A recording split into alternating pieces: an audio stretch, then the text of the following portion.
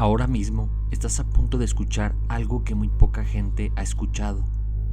El 20 de abril de 1999, mientras el mundo intentaba procesar el horror en la preparatoria de Columbine, la oficina del sheriff del condado de Jefferson entraba en la casa de Eric Harris con una orden de registro. En el sótano, sobre un mueble en la habitación de Eric, encontraron la primera pieza del rompecabezas, varias cintas de video de 8 milímetros. Otras aparecieron junto a su cama y una más dentro de una cámara Sony tirada en la sala familiar. Esas cintas son conocidas como las basement tapes. Eric y Dylan no grabaron esto al azar. Lo hicieron durante meses, con la plena convicción de que algún día el planeta entero vería sus rostros. No lo llamaban diario ni confesión. Para ellos, esto era su obra maestra. Querían que entendiéramos el porqué. Desde la primera noche que se sentaron con una botella de Jack Daniels hasta los últimos 30 minutos antes de la masacre. Aunque en 2011 el sheriff ordenó destruir el material original para evitar que otros siguieran sus pasos, el eco de sus palabras sobrevivió. Gracias al trabajo de periodistas como Tim Roach y psicólogos como Peter Langman, hoy podemos reconstruir lo que sucedió en ese sótano a través de las transcripciones oficiales. Lo que hay en ellas es suficiente para imaginar la distorsión total de dos mentes que ya no pertenecían a este mundo. Y hoy voy a leértelas, tal como ellos las grabaron.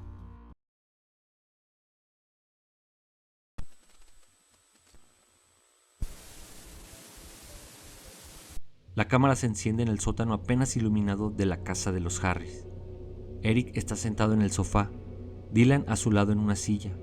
Comparten una botella de Jack Daniels, pasándola entre ellos mientras miran fijamente hacia el lente, conscientes de que algún día millones de personas podrían estar viéndolos.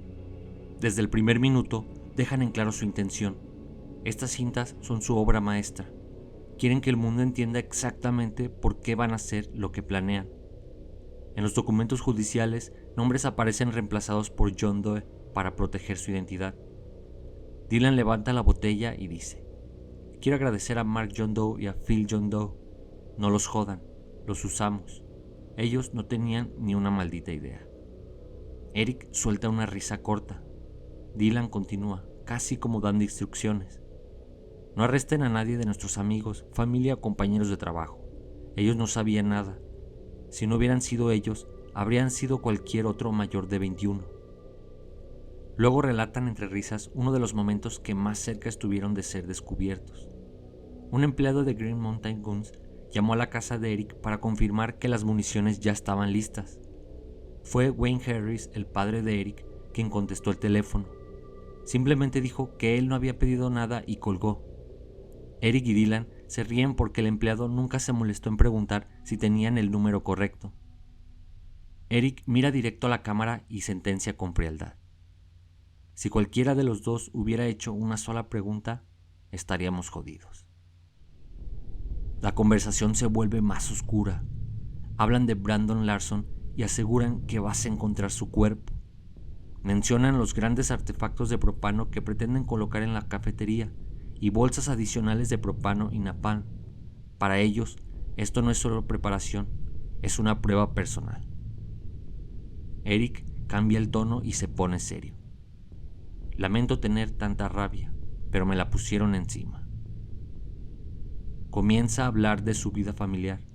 Dice que se mudaron 5 veces, que siempre era el chico nuevo, siempre al final de la cadena alimenticia escolar. Nunca tuvo oportunidad real de ganarse respeto. Se sentía una víctima constante del sistema. Señala la camiseta que lleva puesta con la frase Wilder Wayne y recuerda las burlas constantes sobre su cara, su pelo y su forma de vestir.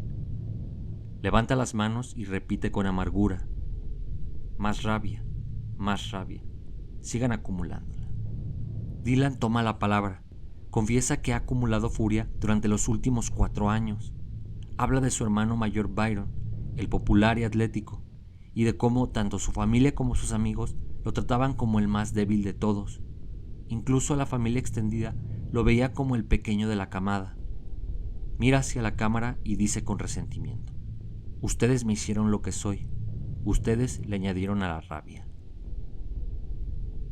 Recuerda que desde sus días en Foothills ya odiaba a los chicos arrogantes que sentía que lo miraban con desprecio. Ser tímido no ayudó.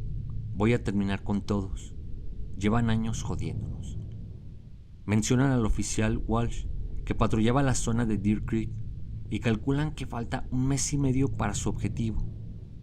Eric se levanta entonces y trae una caja negra de pesca llena de materiales para fabricar artefactos. Los dos comienzan a presumir de cómo lograron esconder todo ese equipo justo debajo de las narices de sus padres y amigos. Dylan cuenta que una vez sus padres entraron a su habitación mientras él se probaba la gabardina negra para comprobar si ocultaba bien la escopeta recortada. No se dieron ni cuenta de que estaba ahí, dice entre risas. Eric añade que en otra ocasión salió de la casa con la escopeta dentro de una bolsa de gimnasio. Su madre solo vio la culata y pensó que era su rifle de aire. Se ríen de nuevo. Eric mira a la cámara y declara con total seguridad: puedo convencerlos de que voy a escalar el Everest o de que me está creciendo un hermano gemelo en la espalda. Puedo hacer que crean cualquier cosa. Deciden entonces hacer un tour por la habitación de Eric. Dylan toma la cámara y retrocede fingiendo ser la madre de Eric. Eric saluda con sarcasmo. Hola, mamá. Comienzan a mostrar el cuarto con orgullo. Eric señala guantes robados de un consultorio médico, paquetes de fuegos artificiales, latas perforadas a tiros y casquillos de escopeta usados. Abre cajones y exhibe ignitores solares, baterías, tubos, relojes y varios artefactos de tubo ya terminados. Saca una bolsa de Homebase y la llama la tanda beta. Muestra su cuaderno azul en espiral, diciendo que es su diario. Abre otro cajón y saca el mango de una de las escopetas recortadas. Señala una caja negra donde está grabada la palabra explosivos. Cuenta que sus padres se la quitaron una vez, pero solo sacaron un artefacto y se la devolvieron. Eric abre el closet y saca un rifle de aire junto a un cuchillo de combate negro cuya funda tiene grabada una esvástica. La cámara se acerca para mostrarlo con claridad. Señalan un rollo de mecha verde de 15 metros, un estante lleno de CDs y escondidas detrás de uno de ellos 3 artefactos de tubo grandes. Eric abre una caja negra más y muestra 29 crickets, cartuchos de CO2 envueltos en cinta adhesiva con mecha incorporada. Finalmente, señala una caja de plástico blanca que está en el piso y dice con total naturalidad: esto es lo que van a encontrar encima de mi cuerpo en abril. La cinta continúa mientras ambos recorren el cuarto, riendo y explicando cada objeto con evidente orgullo, como si estuvieran presentando su mayor logro. La cámara vuelve a encenderse más tarde esa misma noche en el sótano. Dylan está sentado en un sillón reclinable color café, masticando un palillo distraído. Eric ajusta la cámara y se sienta frente a ella con la botella de Jack Daniels en una mano y su escopeta recortada, a la que llama Arlene, descansando sobre sus piernas. Da un trago y hace una mueca cuando el alcohol le quema la garganta. Eric mira directamente al lente y deja claro que no están imitando a nadie. No crean que estamos copiando a nadie. Teníamos esta idea mucho antes de que pasaran los tiroteos de Kentucky y Arkansas. Nuestro plan es mejor, no como esos idiotas con camuflaje y rifles .22. A partir de este momento, la conversación se hunde en un odio sin límites. Dicen que odian a negros, latinos, judíos y hasta a los blancos. Hablan de personas que los trataron mal y de amigos que, según ellos, no hicieron lo suficiente para defenderlos. Durante más de 1 hora se desahogan nombrando compañeros de escuela a los que quieren eliminar. En varios momentos, Dylan le pide a Eric que baje la voz para no despertar a los padres que duermen arriba. Eric continúa con intensidad. Necesitamos un maldito empujón. Si hay una guerra religiosa por petróleo o por cualquier cosa, necesitamos que empiece una reacción en cadena. Va a ser como Doom, cabrón. Después de que truenen los artefactos. Tic, tic, ja. Esa escopeta es directamente de Doom. Hablan de iniciar una revolución de los marginados. Eric declara con convicción: vamos a patear el arranque de una revolución. Aseguran que van a volver como fantasmas para atormentar a los sobrevivientes y llenarlos de flashbacks. Eric mira fijo a la cámara y levanta la voz: Todos ustedes van a morir, y va a ser muy pronto. Espero que entiendan lo que estamos diciendo aquí. Todos necesitan morir. Nosotros también necesitamos morir. Necesitamos patear el arranque de la revolución. Dylan agrega con orgullo: las mayores muertes en la historia de Estados Unidos. Eric besa la escopeta y murmura: ojalá. Dylan imagina el momento del ataque. Esperamos terminar a 250. Van a ser los 15 minutos más nerviosos de mi vida, después de que las cosas estén puestas y estemos esperando para entrar corriendo a la escuela. Los segundos se van a sentir como horas. No puedo esperar. Voy a estar temblando como una hoja. Eric hace ruidos de disparos mientras apunta con la escopeta y dice que espera que la gente tenga flashbacks constantes. ¿No es divertido recibir el respeto que nos vamos a merecer? No nos importa una mierda porque vamos a morir haciéndolo. Mencionan la hora exacta. Son la 1:28 de la mañana del 15 de marzo. Dylan comenta que la gente notará la fecha y la hora cuando vean la cinta y después imagina lo que pensarán sus padres. Si tan solo hubiéramos podido contactarlos antes, o si hubiéramos encontrado esta cinta. Eric también habla como si ya estuvieran viendo el futuro. Si tan solo hubiéramos revisado su habitación, si tan solo hubiéramos hecho las preguntas correctas. Eric menciona a su mamá, que le llevaba dulces y Slim Jims, y dice: realmente lo siento por todo esto. Dylan responde: ellos me dieron mi jodida vida, ahora depende de mí lo que haga con ella. Eric se encoge de hombros. Mis papás pudieron haber cometido algunos errores sin darse cuenta. Dylan dice que aprecia que sus padres lo crearon para ser independiente. Luego cambian de tema y empiezan a fantasear con la película que será sobre su historia. Eric quiere que tenga mucho foreshadowing y dramatic irony. Dylan agrega con total convicción: los directores van a pelearse por esta historia.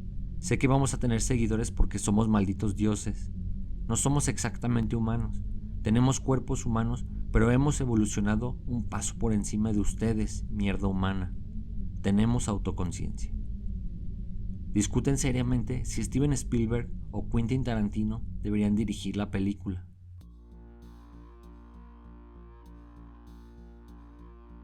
La cinta continúa el 18 de marzo en medio de la noche. Hablan de explosivos Echo y Delta y debaten si ponerles clavos o no. Dicen que las religiones son gay y solo para gente débil que no puede lidiar con la vida. Planean objetivos secundarios, artefactos en lugares apartados, como un sendero cerca de Wadsworth, junto a la antigua casa de Eric.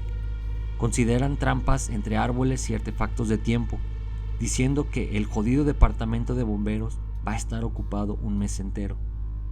Mencionan a Jesse Gordon y al Goof Troop, un grupo de amigos. Eric dice que quiere tirarle a uno en la ingle. Entran en una diatriba racista.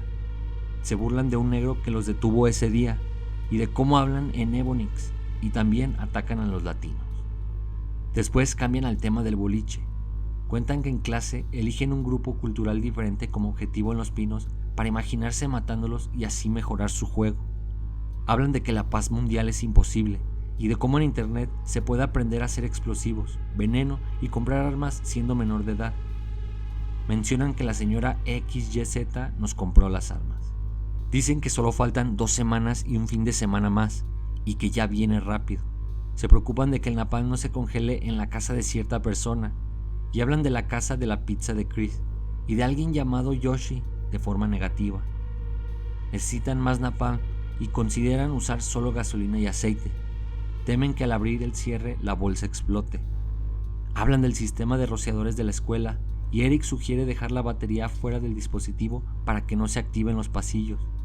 Eric admite haber hecho fraude con tarjetas de crédito. Dice que sin las pruebas no estarían donde están ahora. Eric muestra que tiene 100 balas y 10 cargadores llenos y que necesita láseres para su carabina. Mira a la cámara y dice: tienes suerte de que no tenga más munición. Dylan detalla sus cargadores: uno de 50 tiros, 2 de 36 y uno de 24. Insisten en que todavía hay mucho que hacer: más artefactos de propano, más contenedores, llenar cargadores, ir a Radio Shack a comprar algo para aumentar el voltaje de los relojes. Los dos repiten casi como justificándose: Somos psicópatas, pero no lo somos. Dylan pregunta si la policía va a escuchar todo el video. Eric responde que probablemente lo corten y solo muestren lo que quieran. Por eso planean enviar copias a 4 estaciones de noticias.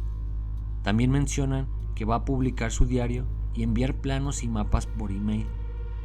La cinta termina hablando de Tier, que Eric llama la obra de mi vida. Se refiere a sus manuales del videojuego de Doom. La cámara se enciende dentro de un coche en movimiento. Es lunes 11 de abril de día. Eric va al volante y Dylan viaja en el asiento del pasajero sosteniendo la cámara. Dicen que van a buscar el resto del equipo. Dylan comenta que lleva $200 encima y Eric que va a cobrar un cheque de 50. Dylan mira directo al lente y afirma: llevamos planeando esto más de 8 meses. Eric agrega: al menos. Pasa a la intersección de Santa Fe y Mineral y la cámara se apaga por un momento. Cuando vuelve a encenderse, están en Broadway, al norte de Hampton. Eric fuma un puro grande que llama mi puro de cumpleaños. Su cumpleaños había sido solo 2 días antes. Acaban de comprar 2 contenedores grandes de combustible y 3 botellas de propano. Dylan menciona que ya tienen sus pantalones listos. La imagen se corta nuevamente. La siguiente toma muestra a Eric solo en su habitación, con la cámara muy cerca de su cara. Detrás se ve el cabecero de su cama y un tablero de anuncios. Habla directamente al lente con un tono distinto al de las grabaciones anteriores. Mis papás son los mejores malditos padres que he conocido. Mi papá es genial. Ojalá fuera un sociópata para no sentir remordimiento, pero sí lo siento. Esto los va a destrozar. Nunca lo van a olvidar. Mira a la cámara y se dirige específicamente a sus padres. No hay nada que ustedes pudieran haber hecho para evitar esto. Nadie tiene la culpa excepto yo y Vodka. Dice que ha sido una semana dura. Sus padres le han estado encima por cosas pendientes como el seguro y la solicitud al cuerpo de Marines. Esta es mi última semana en la Tierra.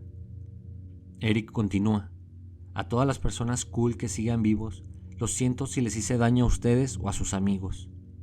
Afirma que esto es puro KMFDM y que faltan 7 días y un tercio. Lista 5 nombres y avisa: el lunes voy a estar hecho mierda y luego, boom, me van a tirar y moriré. Luego agarra su libro de planeación y lo llama Los Escritos de Dios. Dice que sus creencias han cambiado un poco durante el año. Muestra páginas con dibujos de equipo, mochilas llenas de napalm, a las que llama el plan suicida, inventarios de artefactos y dibujos de Doom con estilo KMFDM. La mayoría no va a ver el nuevo mundo.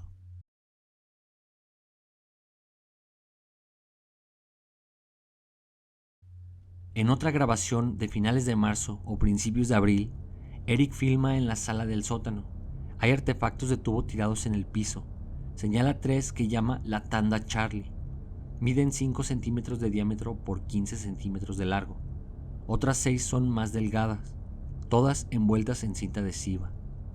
A su lado está su escopeta recortada Arlene, el nombre grabado en el metal, y una carabina negra larga. También hay 13 cargadores que compró en Green Mountain Guns. Eric muestra una caja negra de plástico con 29 crickets, cartuchos de CO2 envueltos en cinta con mecha y perdigones pegados. Los llama sus granadas. Dylan toma la cámara. Eric se pone de pie sin camisa, con pantalones negros de estilo militar y un arnés tipo web. Lleva la carabina colgada al hombro y la escopeta metida en un bolsillo lateral asegurada con correas. Dylan comenta que Eric está a punto de cumplir 18 y menciona que sus propios padres van a estar en la Pascua judía ese fin de semana. Se mueven al cuarto de Eric. Dylan apunta la cámara hacia la ventana del oeste y dice: esa es el búnker. No se ve. Está enterrado ahí.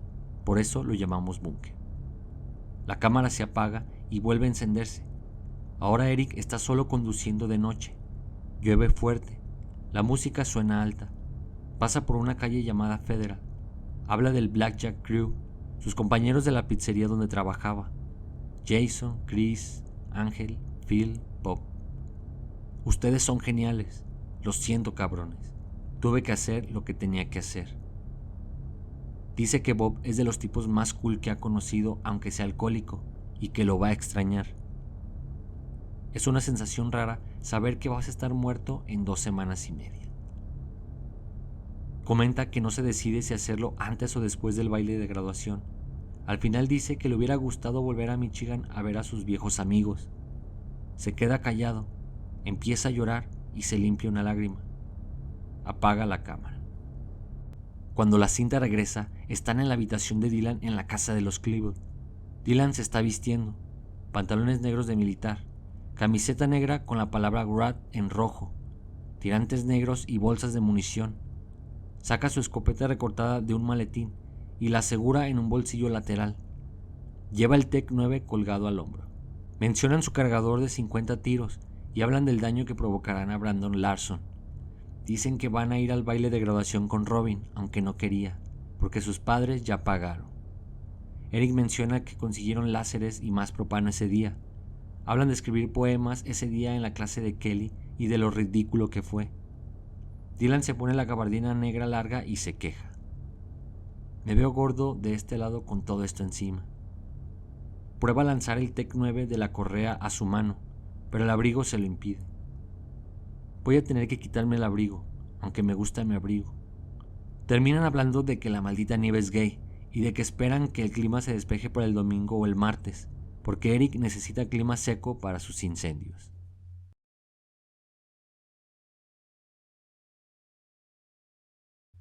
La cámara se enciende por última vez en la sala familiar del sótano de la casa de Eric.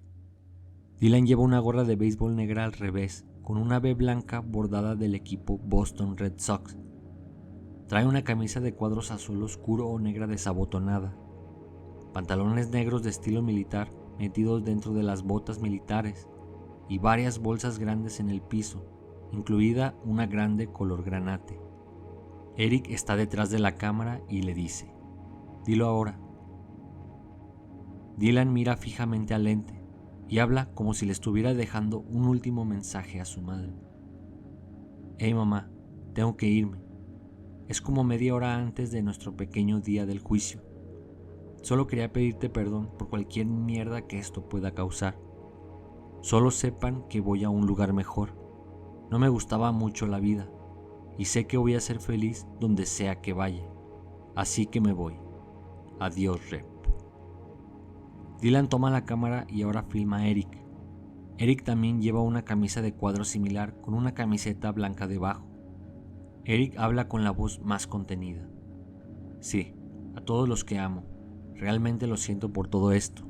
Sé que mi mamá y mi papá van a quedar jodidamente impactados más allá de lo creíble. Lo siento, ¿está bien? No puedo evitarlo». Dylan lo interrumpe. «Hicimos lo que teníamos que hacer». Eric continúa. «Morris, Nate, si ustedes sobreviven, quiero que se queden con lo que quieran de mi habitación y de la sala de la computadora». Dylan agrega que ellos también pueden quedarse con sus cosas. Eric sigue. «Susan, lo siento. En otras circunstancias habría sido muy diferente.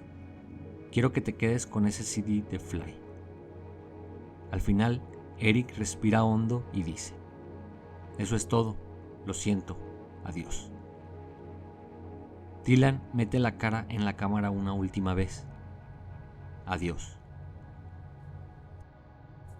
La cinta termina con un último vistazo rápido a un letrero en la pared de la habitación de Eric. Alguien tapa parcialmente la imagen con el brazo. Se ven las letras CHS, Columbine High School, junto a un dibujo de una bomba con la mecha encendida, y en letras grandes y negras la palabra Club. Esa era su forma final de burlarse. Prácticamente estaban diciendo: «Aquí tienen su pista y ni siquiera la vieron». La cámara se apagó y con ella se cerró el último aliento que Eric y Dylan quisieron dejarle al mundo.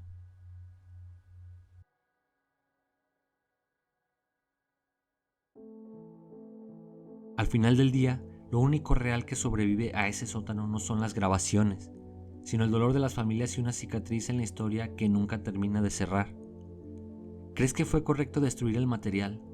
¿O deberíamos haberlo visto para entender el mal de raíz? Déjame tu opinión en los comentarios. Y esto es así, no hay una gran revelación, solo dos chicos normales, de una casa normal, con padres que los querían, que decidieron que su dolor justificaba cometer el acto final que decidieron ejecutar.